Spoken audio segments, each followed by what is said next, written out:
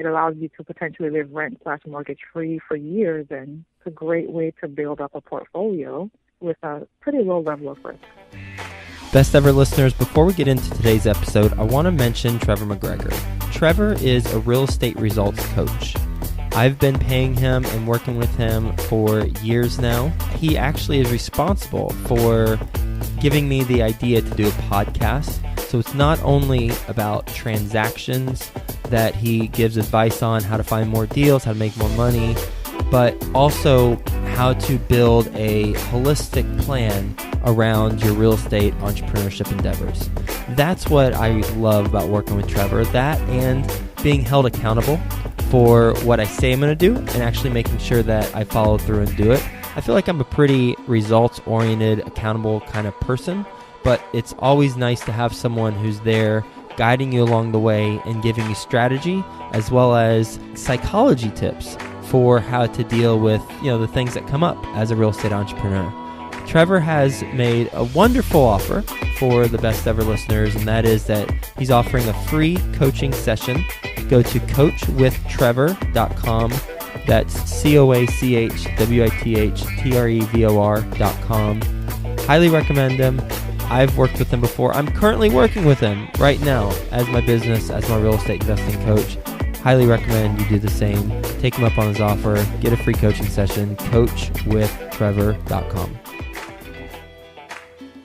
Welcome to the Best Real Estate Investing Advice Ever show. I'm Joe Fairless, and best ever listeners, how you doing? I'm so glad that you're joining us, and I'm so glad to have you today. This show is all about cutting the fluffy stuff out of the conversation and getting straight to the real estate advice that moves your business forward.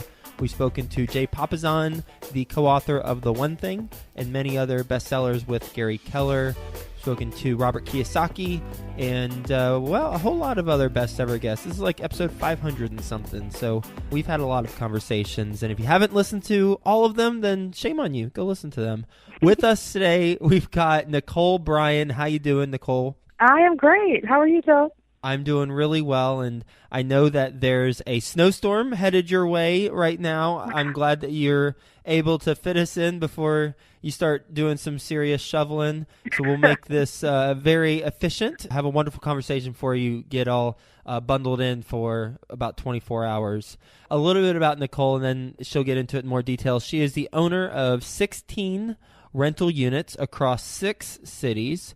She's based near Washington, D.C. She works in Washington, D.C. She's about 20 minutes outside of D.C. That's the biggest city, so I'm going to go with Washington, D.C. She's been debt-free for over 15 years, except for her mortgage payments.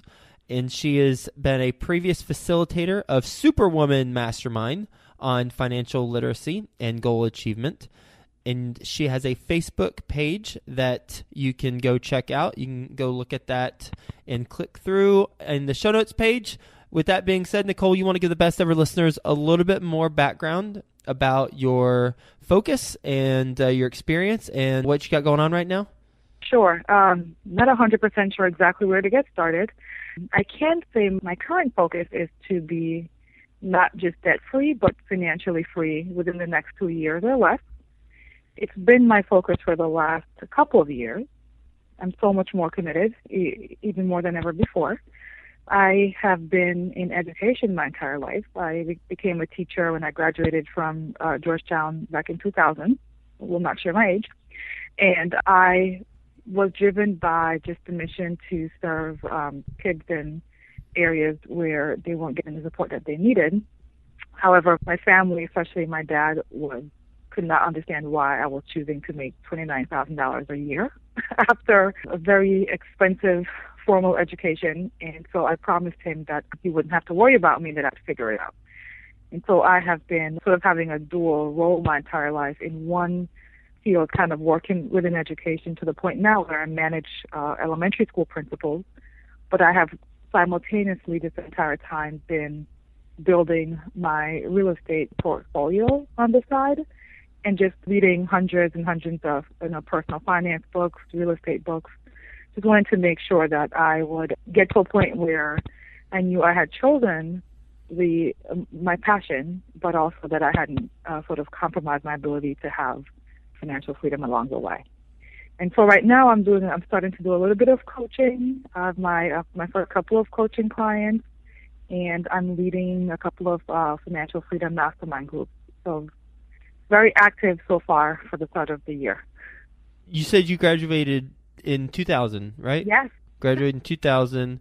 As you said, you won't mention your age, and I wasn't going to ask, so don't worry about that. Okay. At this point, it's probably pretty clear. Yeah, right. Yeah, we can do some math. Quick math. Yeah, unless you're a non-traditional student, then all bets are off. With the focus that you have now on becoming financially free, is the goal to primarily achieve it through rental units? Absolutely. That is my primary focus and strategy. Been what's been most effective for me.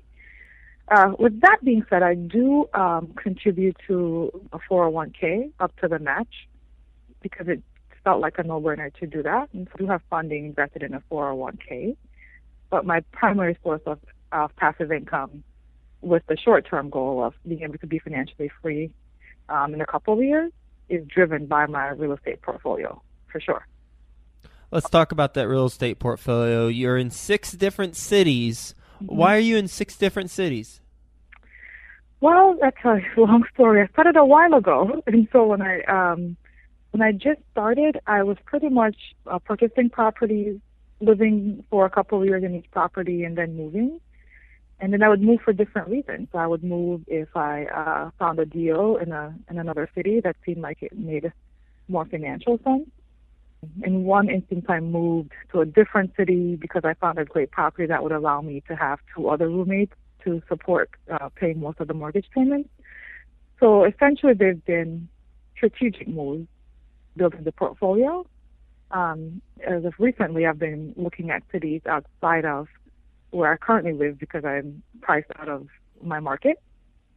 So I'm looking in cities with the cash to cash. The cash on cash return is stronger, and that kind of pulled me out of where I've been investing in for the last few years. What cities do you have properties in? So far I don't know if anybody will know these cities. I'm in Maryland.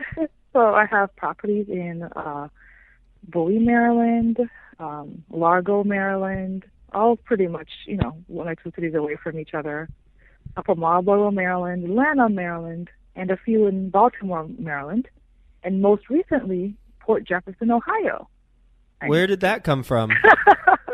That was my first experience investing out of state. And I kind of said to myself last year, if the Maryland, D.C. market and the local markets aren't the best for you, you need to, start having confidence to look outside. And so I found a fourplex that was pretty much fully occupied, where the seller agreed to provide seller financing for my down payment, where the cash-on-cash return was phenomenal, and I felt like I couldn't say no. So I did some research, talked to a few local property managers in the area, talked to, a few home inspectors and things of that nature, checked out vacancy rates, and felt good about moving forward. And so I did. And I still think it was a scary move, but it was a good decision. The cash flow was really solid. I found it on Craigslist. How did you come across Port Jefferson, Ohio, living in Washington, D.C. on Craigslist? Oh, my gosh. I spend probably 3 to 4 hours, if not more, every weekend scouring Craigslist. They're like gems out there. I started looking at just the real estate listings in the different towns in the Midwest because the price, I really like the rental income compared to the value. I was looking at Cleveland, Columbus, came across Sydney, Ohio, and then found the actual listing was listed under, I think it was under Cleveland, Ohio. When I clicked on it and saw the address wasn't for Cleveland. So the town was just so small. There were like 600 people. I called the agent, and she kind of described the town and shared why she had posted it on Craigslist where she had. And it kind of feels like I think I got kind of lucky. Cincinnati and Columbus are closer to Port Jefferson than Cleveland. Yeah, I think she was kind of just posting it. She's doing a shotgun approach, wasn't she? She's just like, look, no one's going to type in Port Jefferson, Ohio, so Yeah. let me put this wherever I can to get some Okay. attention, get some traffic. And it worked. I think it was a smart move. So that's how I found it. I just, I like it. The crime rate seemed okay. The population is definitely stagnant and not growing, but the vacancy rates were low, and the seller was looking to sell really quickly, and so that allowed me to negotiate really strongly. So I was able to get in for not that much out of pocket, which is really what I'm looking for as I continue to invest. Like, what can I get without putting in a ton of money, my own money? Let's talk specifics. How much did you buy it for, and how much did you put in, and what did they finance? So this was, I think the numbers were, it was $45,000 for the 4 units. I negotiated up, actually. The seller agreed to $8,000, which is most of my closing costs, and then I financed the rest through a private lender. So I came out of pocket about $10,000, which is half of what I've been doing traditionally. I've pretty much been coming out of pocket for the last couple of years, at least $20,000. Let's see. So 10K, 35 minus 10 more be 25 plus 2, 27. So you're financing about 27,000? Yeah. Okay. But what are the terms on that? the terms are not great at all. Okay. It was the only loan I could get in the short time frame turnaround. I'm looking at other options because it's a 3-year loan. So it's 12% interest only for 3 years, and then at that point there's a balloon for the 27,000, and I'd need to figure out if I'm going to find another product with them, pay it off, or do something different.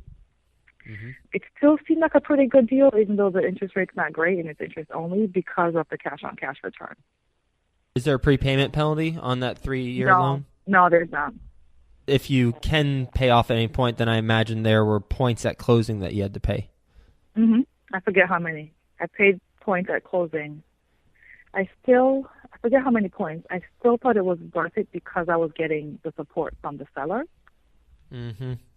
And so going in with $10,000 of my own out of pocket, the cash flow for the 4 unit, each unit rents for about $450.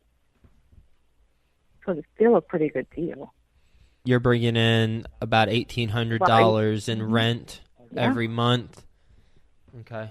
What are you cash flowing after all the seller financing and the other private financing? Yeah, so the seller finance is $350 a month. The private financing is $363, so that's about $715. Then there's like maintenance, property management costs and such. I add an extra $250, so that's about, let's just round up to like $1,000. That still is about $600 to $800 in cash flow. How did you find a property manager in such a remote area? It was almost impossible. Yeah, I know. That's what I'm wondering. Oh my gosh, it's hard to find one in a large city, let alone a city has 700 people. It was so hard. That was my blind spot. The agent was very helpful because I had on my own. I was like, oh, I'll just get someone to manage it. I didn't realize it would be a big deal. My properties are all managed by someone here, and they're very easy to find. They're not always great, but they're not hard to find. So I called a whole bunch of people, including the previous property manager, and he was like, no, I'm moving on to bigger projects. I'm moving away. I won't be able to manage it anymore. I called a few other people. They were like, it's a small town. I don't really live close by. No, thank you. And then the actual agent, I reached out to her. I was like, look, I can't do this deal. I can't find a property manager. I don't live there. And she referred me to this woman who I now use, who does not live in that town, but she lives in the next town over. So far, she's doing a good job. So the referral came from the agent who had the listing? Yeah. What is that woman charging you? 10%. 10% of the collected rents? Mm-hmm. That's a purchase that is cash flowing, and it sounds like as long as you're able to figure out what are you going to do in 3 years with this $27K payment? Right. The exit strategy is what's on my mind the most. This private lender said that they're working on other products that will have longer terms that are not just interest only. So I should stay tuned. So I'm looking into that option. If not, I have enough cash reserved if I needed to cash out, like just pay for it on my own. That's another option. I plan on keeping it. So it's either keeping it with better financing, or just paying it off and then at some point refinancing to get my cash back out. Are you still looking on Craigslist 3 to 4 hours a week? Yes, I am. Not as much time. I'm still on Craigslist. I don't spend as much time there because I'm actually, some of the coaching and mastermind work that I'm doing taking some additional time. So I don't spend as much time as I used to. And when I do, I'm helping some of my friends/clients locate properties. But I love searching on Craigslist. I just type in like multifamily in my price range and like seller financing and see what I could find. That's such a simple and beautiful approach. You just type in multifamily, seller financing, and what? And my price range. And price range. Yeah. I mean, it's tedious. And Craigslist. Yeah. It's very tedious, extremely tedious, but the way I think about it is like if I could find a gem after putting in 15, 20 hours, 30, 40 hours, I don't care. It's like that gem is worth it. Like this property I just described is not perfect, but it's certainly, I'm not gonna find anything in that market for $45,000 that's going to get like that kind of cash flow at all. It's just, put the time in, find someone who's able to provide some financing to help, and if I could get in with $7,000 to $10,000 out of my pocket, for me that's not bad because I save most of my income at this point. Did you go there to do the inspection? No. Mm-mm. Have you ever seen it in person? Never seen it. When did you close? Not too long ago. I closed in early October. About 4 months ago. Okay. 4 months ago. But I have another property in Baltimore that I've never seen either, and that's only an hour from me. So that wasn't the first one I had purchased that I've seen. I did the same thing with my homes in Dallas, Fort Worth, living in New York City at the time.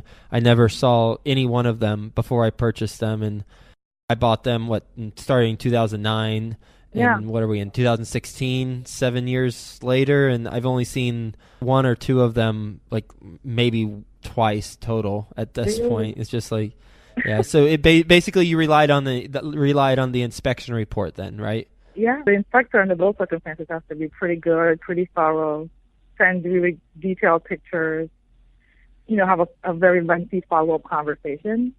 And I mean, in talking to some of my friends and family, they're like, "You're nuts." And but for some reason, it felt scary at first, but ultimately, because it seemed like such a good deal in both cases when I did it, it didn't. I mean, I don't have any regrets. But yeah, it definitely requires, relying heavily on outside experts and making a lot of phone calls on your own and asking a lot of detailed questions.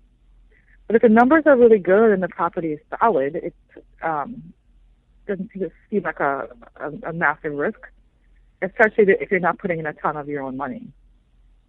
That's how I thought about it, at least. Nicole, what's your best real estate investing advice ever?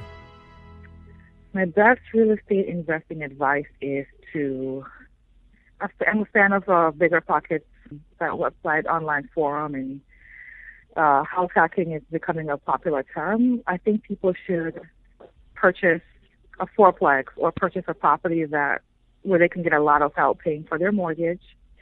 I currently house hack my current home that I live in. I mean, I get so much support towards my mortgage, it's insane. And then save and do that every other year. And just using a strategy like that, it's very little out-of-pocket cost. It allows you to potentially live rent/mortgage-free for years, and it's a great way to build up a portfolio with a pretty low level of risk. So my advice would be build financial knowledge, save up some cash, maybe do a FHA loan with 3% down, go for it, get a couple of roommates, keep doing that every year or two. You live in a duplex or fourplex right now? I live in a 4,000 square foot single family home. I have a tenant in my basement, a 3-bedroom basement, who pays half of my mortgage. And I have another roommate who pays another 25% of the remaining half. a pretty good deal. And I still feel like the property is big enough where I feel like I live alone.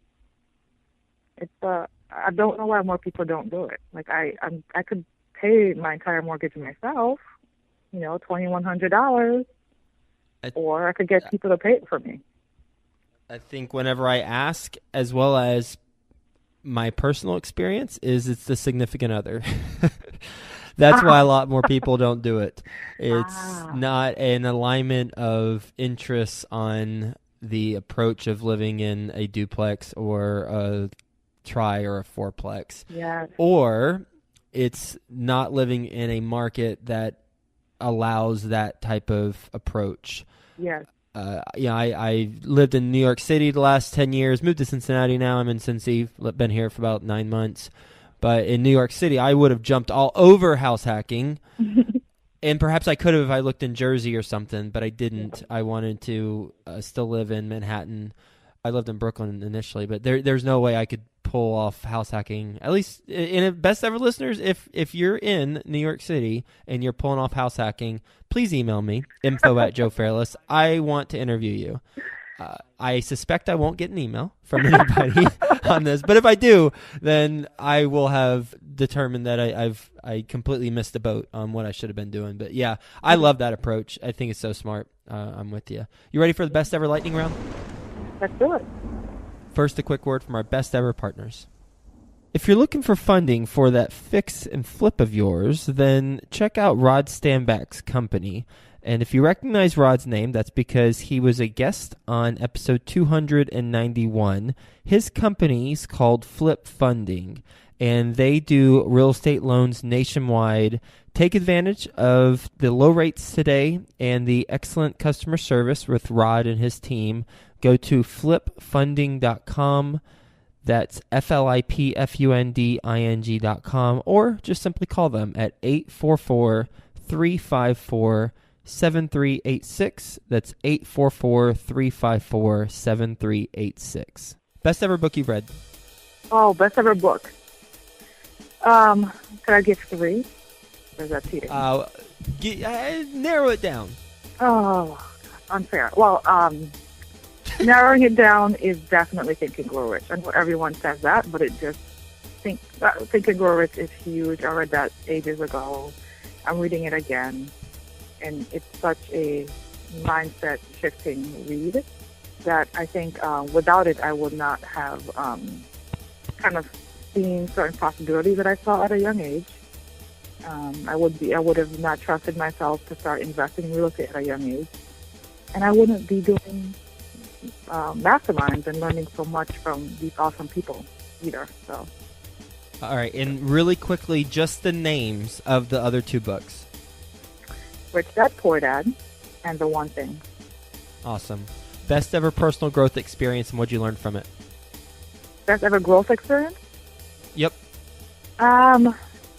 This is not a fast answer. I would say the housing crash 2008 and the panic that ensued, and how much I learned about myself as a result. Because I had at that point maybe 6 units that were all underwater by about 50%. I could have given up then, or I could have figured out a new path, and I learned to figure out a new path. And what was that new path? To double down. I could have just had my properties foreclosed, but instead I chose to stay the course, double down, and get a lot more properties that were undervalued. And now that the market has mostly recovered, I found that it was the right move, and I'm happy I didn't panic and sell, but instead I trusted myself and stayed the course. Best ever deal you've done? It's either the Port Jefferson deal or the home I live in now, where I have people paying my mortgage for me. I don't know yet. What are the 2? Best ever way you like to give back? So many ways. Mastermind groups, huge. Connect with a lot of people, help them set goals, give feedback on their goals, and grow along the way. Just sharing everything I'm learning along this journey with friends, family, and whoever will listen. What's the biggest mistake you've made in real estate? Purchasing for speculative purposes rather purchasing for cash flow. And what's the best ever place the best ever listeners can reach you? Perhaps my email address, BrianNicole@hotmail.com. Nicole, thank you for being on the show and sharing your advice with the best ever listeners and talking about your very simple and straightforward approach for buying properties outside of your city, specifically on Craigslist, where you looked up multifamily, seller financing, put in your price range, and you had a particular city in the Midwest, actually a couple cities or many cities in the Midwest, and you went through the properties and you found a 4-unit for $45,000 with $8,000 seller financing, $10,000 out of pocket, and you got a essentially a hard money loan for $27,000 with 12% interest only payments and a balloon after 3 years. The rent on that in total is $1,800. You got a property manager who's local, which was the biggest challenge, as I suspected. But you got it, and so far, it's only been 4 months, but so far it's all working out, and I'm so happy to hear that. And boy, it's just really cool to hear a story like that, because anybody can do that. Anybody. I mean, you got to have $10,000 in this scenario, but I suspect if we're resourceful enough, we can find properties that will require even less out of pocket, or you bump up the private lending or the hard money terms, there's always different ways to recalibrate that the mechanics of the deal. But the approach of Craigslist, spending 3 to 4 hours a week, which is not a lot at all, but it's focused on acquisitions, and if we were to spend more hours on Craigslist doing this scenario, then perhaps we might find more properties for the best ever listeners. So thanks so much for being on the show, sharing your advice with best ever listeners, and I hope you have a best ever day. Talk to you soon. Talk to you soon. Thank you. Appreciate the time. Did you achieve all your real estate goals in 2015? Well, if you did, congratulations. Fist bump to you. If you didn't, then go to coachwithtrevor.com. Trevor McGregor is my business coach, my real estate coach. He's also been a guest on the show, episode 320. He is offering a free coaching session for the best ever listeners. Just go to coachwithtrevor.com and it'll help you to achieve your real estate goals in 2016.